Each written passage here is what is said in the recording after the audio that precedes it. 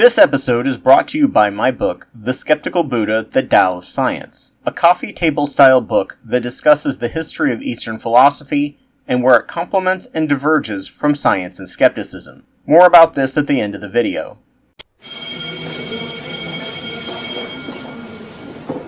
Welcome to After School Democracy, the podcast that attempts to fill in the gaps you almost certainly missed in school about politics, economics, and history. The end of capitalism is coming. At this point, it's bled us so dry, so much, that it's going to break.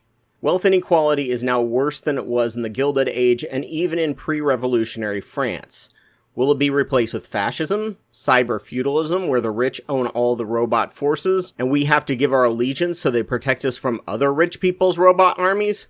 Socialism? Anarchism? Or just completely collapse world civilization and lead us to a Mad Max dystopia? Either way, the climate crisis is going to break it, especially now that Trump is doing everything possible to hail the end of a living planet. I've been watching the YouTube channel How Money Works, a guy who used to be an investment trader and then left it for his own businesses. He does an amazing job of breaking down the complex world of corporate finance and financial products. In several of his videos, he points out that the mechanism for many financial jobs in terms of the law literally cannot lose. Therefore, they will keep consuming until there is nothing left of a society, as it strips the nation for scrap parts, and we just keep getting poorer. Here are the 4 biggest can't-lose, too-big-to-fail mechanisms that are writing to herald our doom. First horseman, CEOs. A CEO is probably the only job for an individual that you literally can't lose, no matter how terribly you do, except maybe enact DEI, like Mark Zuckerberg is now blaming on his former COO, Sheryl Sandberg.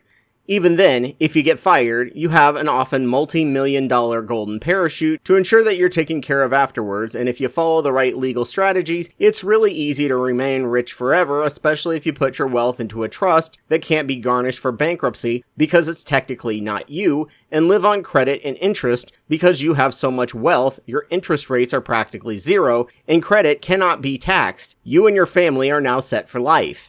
This interest is, by the way, mostly funded by the exploitation of workers, both foreign and domestic, and the environment, and the health of the people around it and the planet. Add to this that even when CEOs run a company into the ground, keeping that CEO on during the bankruptcy process has been shown time and time again to ensure the investors get the maximum money out of it, because the CEO that knows the complex inner workings of the company, that hiring someone to come in and try and figure out just can't compare to. Because of that, CEOs literally cannot fail. Rich people are the ones now most likely to be CEOs, so the cycle repeats itself over and over again. The rich have a mechanism that if they have to work, they will never lose at it. And the bad thing is, many boards aren't even mad that the company was run into the ground because they got maximum short-term profits from it, and the point of buying the business wasn't to keep it afloat. That is because of the second horseman, private equity. Private equity, in theory and in the past, involved buying up failing businesses and attempting to breathe new life into them, making them a profit for doing so. Barnes & Noble is one example where, just out of luck of the draw, they got people who bought them up, who got a CEO who actually had a passion for bookstores instead of a ruthless cut-and-slash person. However, to ensure private equity doesn't lose money for one investment, it buys up if it fails, it needs to buy up a lot of companies as investments to diversify their portfolio. This all sounds well and good, until you realize that some law changes switch them over to being on an always-win strategy, so they don't care anymore if their business fails or succeeds.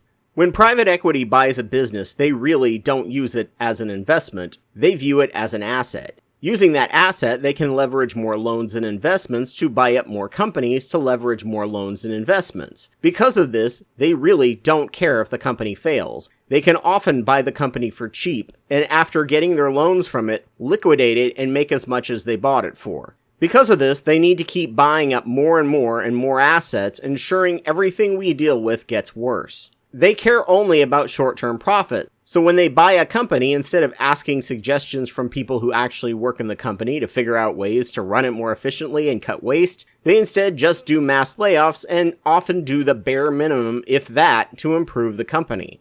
Think about MySpace, a superior social media platform even admitted to by Mark Zuckerberg. The servers were getting old and they needed a complete overhaul of the servers to scale it.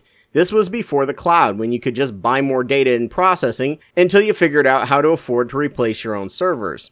This required a massive investment, and that made them vulnerable and desperate for money, so they ended up selling to Rupert Murdoch, yes, the owner of Fox News. Instead of replacing the servers, he let the site run on fumes, cut staff, and began embedding some of the shadiest ads and pop-ups into the service. This drove most people to move to Facebook, and once enough people left, it collapsed, and its husk was sold around several times until Justin Timberlake bought it and turned it into a music recommendation site and sold it off in 2019. If you remember your login, you can still log into your old MySpace and get your photos off of it. This is how private equity works. They lay people off and do the bare minimum to keep it running because they don't care if it fails. They will never lose money. And if a business does fail, it's just a tax write-off that allows them to pay less taxes. And now they're buying housing, farmland, dental, veterinarian, and nursing home facilities and treating them much the same way. Private practices are getting fewer and farther between as older people retire. Most are so loaded down with student debt when they get out of college that they can't afford to open up their own private practice. Same with old farmers, as there are not enough people who work in farming who would want to take over or can afford to even if they tried.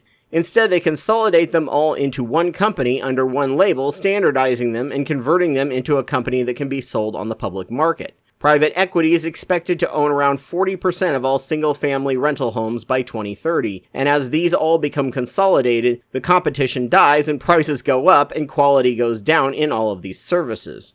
Private equity makes bank off of recessions because it's even cheaper to buy up struggling businesses and rental properties. While all the little people are losing their jobs and money, the rich are buying up all their wealth and efforts sold out of desperation at rock-bottom prices.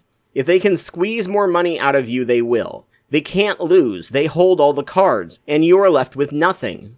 But what about startups? Well, there is a special version of private equity called the third horseman, venture capitalists. Venture capitalists are a form of private equity that invests into new startups.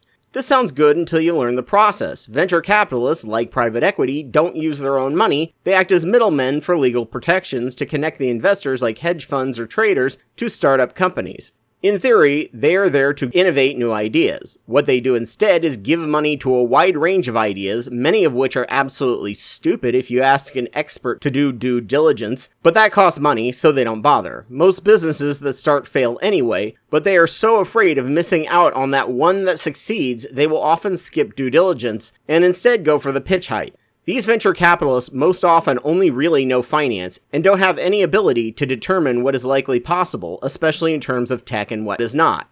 Why lying and overpromising makes some of the most successful and often illegally collapsing companies like FTX and Theranos, which were able to get started so easily even when they are clearly doing something all experts in the field are claiming doesn't actually work. Startups are often picked by superficial tells such as Sam Bankman-Fried, who spent much of his time in meetings playing video games or getting bored and zoning out and wearing a hoodie while being able to BS his way through anything if they asked him something. This is the stereotypical genius nerd movies have shown us, and they believed it.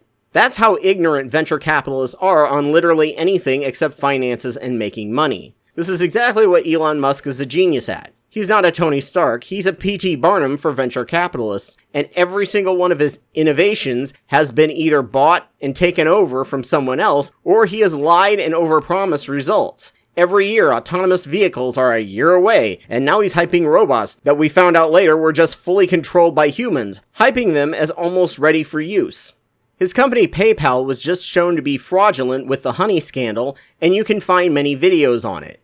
I think the only reason SpaceX has been successful is because the investment price was so big, they required outside oversight to make sure he wasn't just setting money on fire and overpromising. But even then, he's overpromised when the Mars landing and Mars colonies will be, and all scientists say that it's BS and his timetable is at least 20 years more optimistic than is possible in reality.